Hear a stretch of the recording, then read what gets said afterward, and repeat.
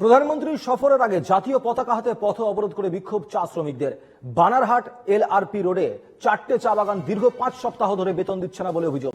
দেওয়া হচ্ছে না পিএফ, গ্র্যাচুইটির টাকাও। এরই প্রতিবাদে এদিন 1 ঘন্টা পথ অবরোধ করে বিক্ষোভ দেখান 4টি চা বাগানের শতাধিক চা শ্রমিক। পরে প্রশাসনের আশ্বাসে উঠে যায় অবরোধ। প্রধানমন্ত্রীর সফরের আগে বিক্ষোভ চা শ্রমিকদের। জাতীয় পতাকা হাতে বানারহাটে পথ অবরোধ করে বিক্ষোভ।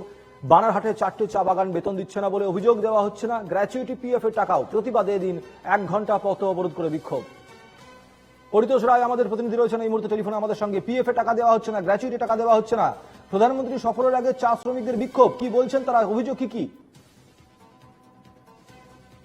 5 সপ্তাহ ধরে তাদের কোন রকম বেতন দেওয়া হচ্ছে না। এই যে বানারহাট এলাকাতে 5টি চা বাগান রয়েছে, 5টি চা বাগান এলাকার যে শ্রমিক রয়েছে সেই শ্রমিকদের ঠিকমতো বেতন দেওয়া হচ্ছে না। সেই কারণে কিন্তু তারা গতকাল প্রধানমন্ত্রী সফরের আগেই কিন্তু পথ অবরোধ করে বিক্ষোভ। শুধু তাদের বেতন নয়, সাথে তাদের রয়েছে পিএফ, গ্র্যাচুইটি, কোনো টাকাই ঠিকমতো বাগান কর্তৃপক্ষ দিচ্ছে না, যার ফলে কিন্তু তারা নিরুপায় হয়ে তারা পথ অবরোধ করে। এর আগে দীর্ঘবার তারা কিন্তু অফিসের সামনে গেট মিটিং করেছে। গেট মিটিং করে তাদের বিভিন্ন দাবি দেওয়া কিন্তু তার কোম্পানি মালিককে জানিয়েছে, কিন্তু সেই হলেও যখন কোনো কাজ না হয় তারপরে তারা কিন্তু পথ অবরোধ করে বিক্ষোভ করে।